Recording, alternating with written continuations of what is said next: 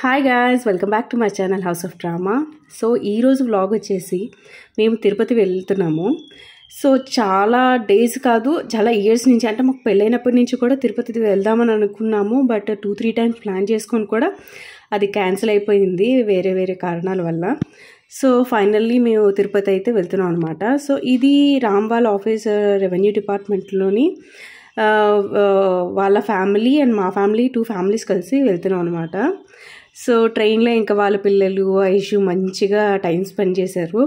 వాళ్ళ ఫ్యామిలీ కూడా మంచిగా కలిసిపోయారనమాట. వాళ్ళ పిల్లలు అయితే అసలు ఐషుని వదలలేదు. నా వ్లాగ్స్ ఇవన్నీ కూడా వాళ్ళు చూస్తారంట ఎప్పుడు కూడా.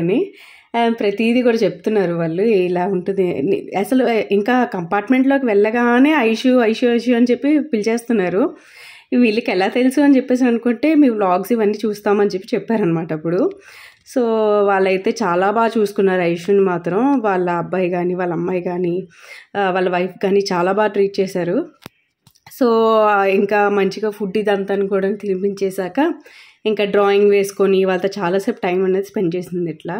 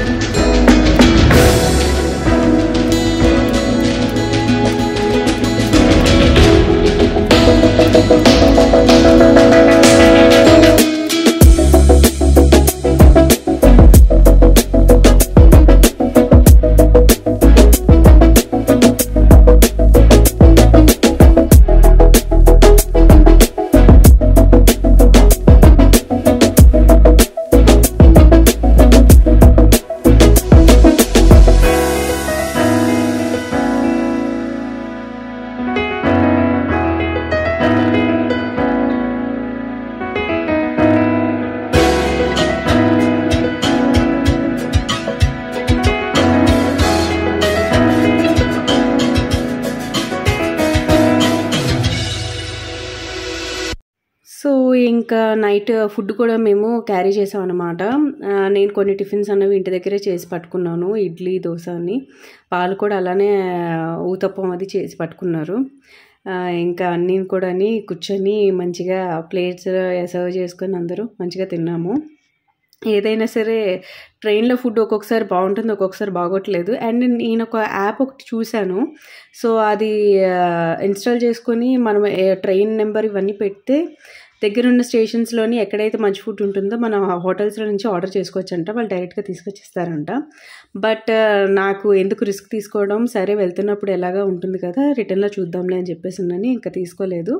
ఇంటి దగ్గర నుంచి ఫుడ్ అన్నది క్యారీ చేశాను. ఎలాగా ఐషుకి నేను ఫుడ్ అన్నది క్యారీ చేస్తాను కాబట్టి సో మాకు కూడా ఇంకా ఫుడ్ కూడా చేసేసి పట్టుకుందామని చెప్పి పట్టుకున్నాను అనమాట.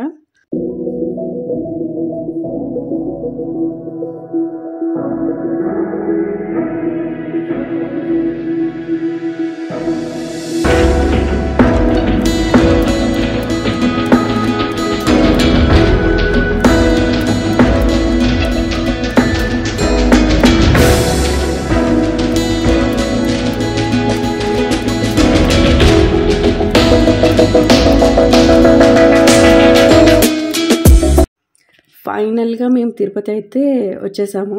ఇంకా మంచిగా నైట్ ట్రైన్లో కూడా మంచిగా నిద్రది పట్టింది, బాగానే అంతా అయింది. మేము ఇక్కడ రూమ్స్ అనేవి ఆల్రెడీ ముందే బుక్ చేసుకున్నాము. ఫస్ట్ అయితే ఈ కాటేజెస్కి వచ్చామన్నమాట. ఇంకా అది చూసి మాకు భయం వేసింది. ఇంకా రామ్ అయితే అసలు లిటరల్గా నన్ను ఐషుని అక్కడ ఉంచడానికి కూడా ఇంకా భయపడ్డాడు. ఇంక వెంటనే కశ్యప్ అన్న వాళ్ళు ఉంటారు కదా, కశ్యప్ అన్న వాళ్ళకి ముందే అడిగారు వేరే రూమ్స్ ఏమైనా సరే ఉంటుందా అనేసినని. సో వాళ్ళేమో ఇక్కడ రూమ్స్ అన్నవి ముందే చెప్పారు. ఇంకా ఇమీడియట్గా ఇంకా అక్కడ లగేజ్ అక్కడ ఉంచేసి నన్ను ఐషుని తీసుకొని వద్దు ఇక్కడ ఉండొద్దు అని చెప్పి ఇక్కడికి వచ్చి రూమ్ అన్నది తీసుకున్నాము. సో ఈ రూమ్ అయితే ఇలా ఉన్నదన్నమాట. మంచిగానే ఏసీ రూమ్ ఇదంతా తీసుకున్నాం మేము. ఇంకా నన్ను ఐషుని ఇక్కడ పెట్టేసి ఇంకా రామ్ వెళ్ళి లగేజ్ తీసుకురావడానికి వెళ్ళాడనమాట. ఇంకా ఐషుకి మంచిగా ఫుడ్ అది రెడీ చేసి దానికి తినిపించి ఇంకా ఫస్ట్ దానికి పుట్టు వెంట్రుకలు ఆల్రెడీ నేను ముడుపు కట్టాను కదా, ఫస్ట్ మా అన్నయ్య చేత తీపిచ్చాను. అదేమో హుండీలో వేసి దానికి 3 కత్తెరలు ఇవన్నీ ఇచ్చేసి అక్కడి నుంచి దర్శనంకి వెళ్ళాలి. ఈరోజు ప్లాన్ అయితే మాకు ఇది. యాక్చువల్గా అదేంటి గుండు చేపిద్దామా అని అన్నాను. రామ్ అయితే మాత్రం అస్సలు గుండు చేపించద్దు, అసలు నువ్వు అట్లాంటి ప్లాన్ కట్ట ఏం పెట్టద్దు అని చెప్పని అన్నారు. మావి 2 సూట్ కేసెస్ ఎందుకు ఉన్నాయంటే ఐషుది ఫుడ్ కోసం చెప్పి ఒక సూట్ కేస్ అన్నది ఇట్లాగా పెట్టుకున్నాం అనమాట. ఐషు బయట ఫుడ్ అన్నది తింటుంది, తను ఏమీ ఇది చేయదు. బట్ నేను రిస్క్ తీసుకోలేను. ఆల్రెడీ కాశీ వెళ్ళేటప్పుడు మీరు చూశారు, నేను చాలా ఫేస్ చేశాను. సో ఎందుకు అదేంటి ఏదైనా సరే అవినా చేసినా సరే ఎందుకు అదేదో ఒక అరగంట నేను కొంచెం ముందు లేచి నేను వండితే అయిపోయేదానికి అని చెప్పేసానని ఇంకా నేనైతే రిస్క్ తీసుకోలేదు. అందుకని ఇంకా ఇక్కడ మా బుడ్డమ్మకేమో ఆకలేసేస్తుంది, ప్లేట్ పట్టుకొని రెడీగా ఉందన్నమాట ఉప్మా పెట్టమని చెప్పి. ఇంకా రామ్ కూడా అని ఇంకా నాకు కూడా పెట్టేసానంటే ఇంక అందుకని అంత ఉప్మా చేసాము. ఇంకా మేము కూడా టిఫిన్ ఇక్కడే చేసేసి బయటికి వెళ్దాము అని చెప్పేసానని. సో ఫైనల్గా ఈ సామాగ్రి అంతా ఈ సూట్ కేసులో సర్దాం అనమాట. ఇంకా ఇది ఈ సూట్ కేసు ఇంక ఎక్కడికి వెళ్ళినా సరే ఇంకా మాకు ఇది అలవాటైపోయింది. ప్రతిదానికి కూడా ఇదొక అంటే ఓన్లీ 1 డే ట్రిప్ అయినా సరే ఏదైనా సరే మాకు ఈ సూట్ కేసు అన్నది ఉండాల్సిందే. కానీ మాకు ఇది ఈజీగా ఉంటుంది. బయట మాకు గాల్లో ఫుడ్ ఇదంతా తినిపించి బాగుందా లేదని చెప్పి చూసుకోవడం కన్నా మాకు ఇది ఈజీగా ఉంది. సో ఫైనల్గా మాది బ్రేక్ఫాస్ట్ చేసేసిన తర్వాత ఇంకా స్నానం అది చేయలేదు, డైరెక్ట్గా పుట్టు వెంట్రుకలు తీపించాను అని చెప్పేసి నేను వెళ్ళాము. సో ఇక్కడ వెళ్ళి టోకెన్ ఇవేం తీసుకోవాల్సిన లేదు, కత్తెరలే కాబట్టి. సో ఐషుకి ఇక్కడ కత్తెరలు తీసాము. అండ్ ముడుపు తీసింది కూడా నేను హుండీలో వేశాను, అది నేను వీడియో అన్నది తీయలేదు.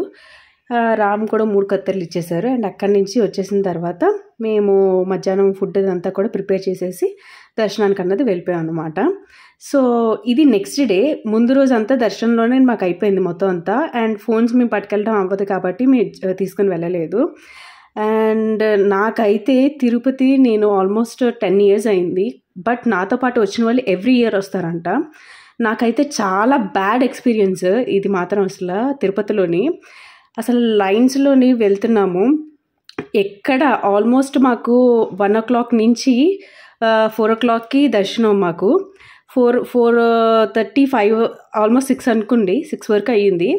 ఎక్కడ కూడా ఏ సేవ వాళ్ళు కానీ ఎవరు కానీ ట్రస్ట్ వాళ్ళకి కానీ ఎవరు కూడా వాటర్ కూడా సప్లై చేయట్లేదు.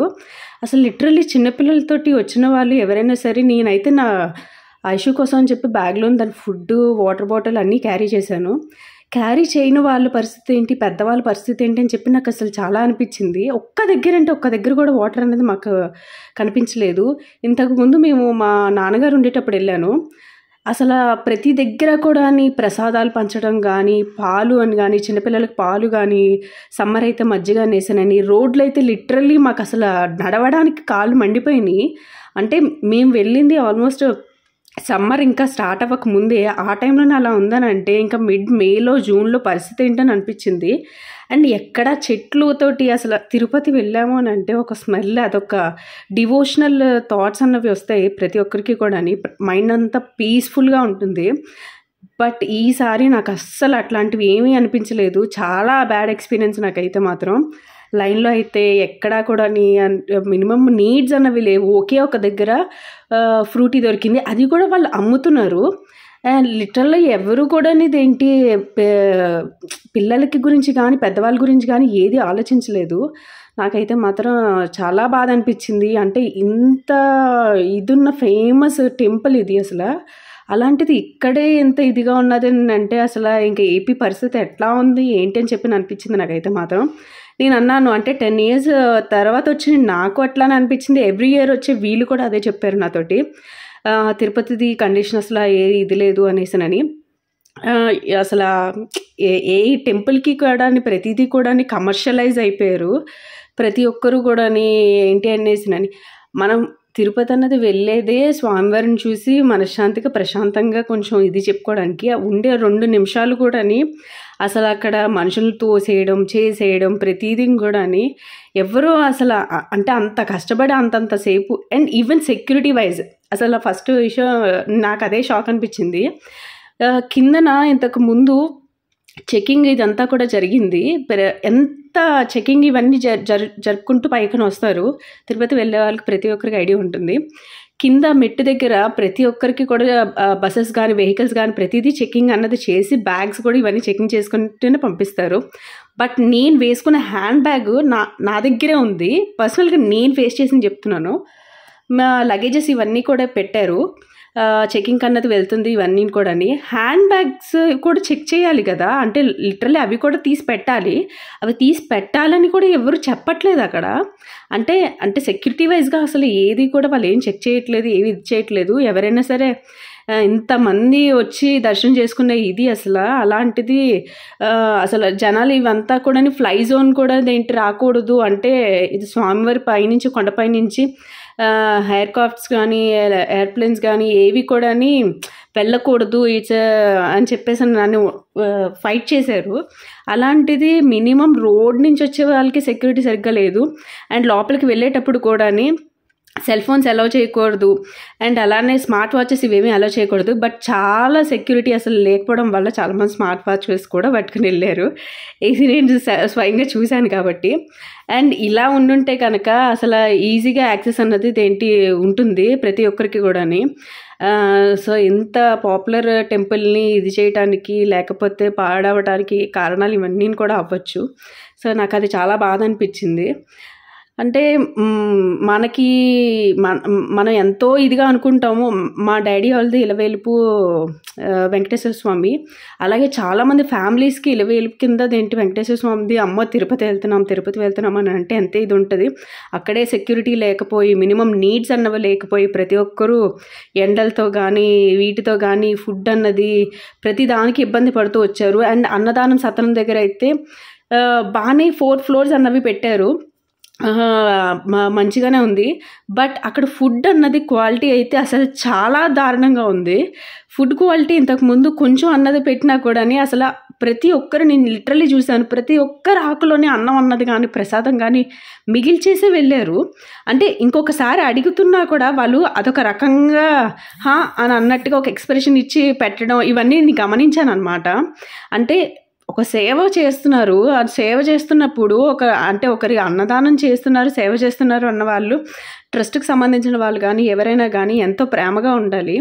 వాళ్ళేమో వాళ్ళ చేతిలో నుంచి ఏదో పెడుతున్నట్టు అంత ఫీలింగ్ ఇస్తున్నారు ప్రతిదానికి కూడా. అండ్ లిటరల్లీ ఆ ఫుడ్ క్వాంటిటీ కానీ అస్సలు బాగాలేదు. రైస్ కానీ ఏది కానీ సాంబార్ కానీ అసలు క్వాలిటీ అయితే చాలా వర్స్ట్గా ఉంది చెప్పాలని. అంటే అంత ఫేమస్ టెంపుల్లోనే నేను ఇట్లాంటివి ఫేస్ చేస్తానని చెప్పేసానని అసలు ఎక్స్పెక్ట్ చేయలేదు.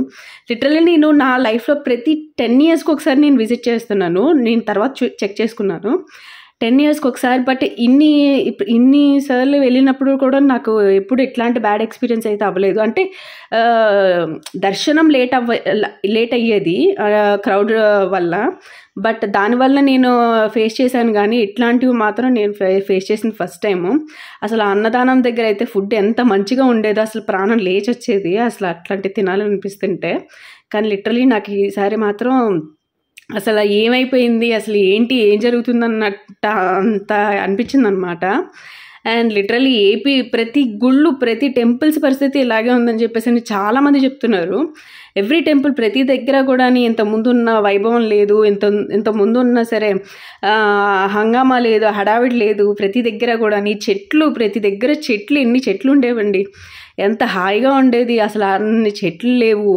ప్రతి దగ్గర చెట్లు కొట్టేసి బిల్డింగ్స్ కట్టేసి ఇవి చేసేసి అవి చేసేసి అంత ఇది చేస్తున్నారు తప్ప, దాని డెవలప్మెంట్ కోసం అని చెప్పేసి నేను చూస్తున్నారు తప్ప దాని ఏంటి నేచర్ పోతుంది. ఇదంతా కొండ అంటే ఎంత చల్లగా ఉండాలి, అక్కడ కూడా అంత ఇదిగా ఉంటుంది. సో ఇది వచ్చేసి అన్నదానం దగ్గర ఇలాగా మేము కూర్చున్నాము. మేము ఉన్న 2 days కూడా అన్నదానంకి వెళ్ళాము. 2 days కూడా మేము ఫేస్ చేసింది అదే. లిటరల్లీ అందరూ ఆకల్లో వదిలేశారనమాట. అండ్ ఫైనల్లీ మా దర్శనం ఇవంతా కాడ అయిపోయి ఇంకా కిందకి వెళ్తున్నాము. కిందకి వెళ్తుంటే మెట్ల మార్గం కనిపిస్తుంది, అంటే వెహికల్లో వెళ్తుంటే కనిపిస్తుంది కదా. లిటరల్లీ అది చూస్తే నాకు కన్నీళ్ళు వచ్చినాయి అనమాట. అంటే మనకి మొన్న న్యూస్లో ఒకటి చదివాము, అదేంటి పులి ఒకటి చిన్న పాపను తీసుకుని వెళ్ళి ఇది చేసింది అనేసిందని. సో దానికి తగ్గట్టుగా వీళ్ళు ఏది కూడా తీసుకోలేదు. ఒక కర్ర ఇచ్చారంట, ఆ కర్ర ఇచ్చి పట్టుకొని వెళ్ళమన్నారంట. అండ్ అది కర్ర కూడా ఛార్జెస్ చేస్తున్నారంట, 100 rupees అంట. అది నాకు రామ్ చెప్తుంటే ఏంటిది 100 రూపీస్ ఛార్జ్ చేస్తున్నారా? అసలు సెక్యూరిటీ వైజ్గా వీలేం చేస్తున్నారు? ఇంకా వాళ్ళు చూసుకోవాల్సింది అసలు బ్యారికేడ్స్ ఇట్లాంటివి మెట్ల మార్గం దగ్గర పెట్టుంటే ఏమైనా సరే పులులు సింహాలు ఇవేమైనా వెళ్ళినా కూడా మనకు కూడా ఒక చూసినట్టు ఉంటుంది, మన సెక్యూరిటీ వైజ్గా కూడా ఉంటుంది కదా. అలాంటిది లిటరల్లీ వీళ్ళు కర్ర ఇవ్వడం అన్నదే ఒక ఫన్నీ థింగ్. అసలు కర్రతోటి ఏం కొడతారండి ఎవరైనా సరేని? ఏమి కొట్టరు. అట్లాంటిది అదే ఒక ఫన్నీ థింగ్. ఇంకా దానికి తోడు మళ్ళీ దాన్ని ఛార్జెస్ ఏమో 100 రూపీస్ అంట. 100 రూపీస్ పెట్టి ఇప్పుడు కాలినడకన వెళ్ళే వాళ్ళు ఉన్న లగేజ్లతోటి వాటితోటి అది ఎక్కడానికి ఎవరండి? నార్మల్ కామన్ పీపుల్ ఎవరు వెళ్తారండి? అసలు ఏంటో అసలు నాకేం అర్థం కాలేదు. నాకైతే వెరీ బ్యాడ్ ఎక్స్పీరియన్స్ ఇది. సో నెక్స్ట్ టైం నేను ఓట్ అన్నది ఎట్లా చేయాలి, ఎవరికి చేయాలని చెప్పి చాలా ఆలోచించి చేయాలని చెప్పేసి అని మాత్రం నాకు బాగా అర్థమైంది ఏంటి అనేసినని. అండ్ నెక్స్ట్ మోడీ గవర్నమెంట్ కూడా 376 ఓట్స్ వస్తుంది ఏంటి, ఏదో ఒకటి మార్చచ్చు గవర్నమెంట్లో, ఏదైనా సరే మనకు ఉన్న రాజ్యాంగం ప్రకారం మార్చచ్చు అని చెప్పేసి ఉంది. సో ఇవన్నీ గుర్తుపెట్టుకొని నేను ఓట్ చేయాలని చెప్పి మాత్రం బాగా అర్థమైంది నాకు ఇది. So that's all for today guys. నేనైతే ఈసారి చాలా బాధతోటి, చాలా అసలు తెలియని ఒక బాధ, అంటే లాస్ట్ టైం నేను ఒక గవర్నమెంట్ బాగుంటుంది, దీనివల్ల మన ఫ్యూచర్ బాగుంటుంది అని చెప్పి నమ్మిన ఒక గవర్నమెంట్ ఇట్లా చేస్తుందని చెప్పేసి నేను అసలు అనుకోలేదు. అంటే మనం ఎక్కడికి వెళ్ళినా ఏం చేసినా సరే మనకున్న వాల్యూస్ ఇవన్నీ కూడా పోతున్నాయి అని అంటే చాలా బాధ వేస్తుంది. మన ఫ్యూచర్ గురించి అని చెప్పేసి మనం చాలా ఇదిగా ఆలోచిస్తాము సొంత ప్లానింగ్కి. అలాంటిది గవర్నమెంటే సరిగ్గా లేదని అంటే చాలా బాధ వేస్తుంది. సో ఈ తిరుపతి జర్నీ నాకు చాలా బాధతోటే పంపిస్తుంది అనమాట.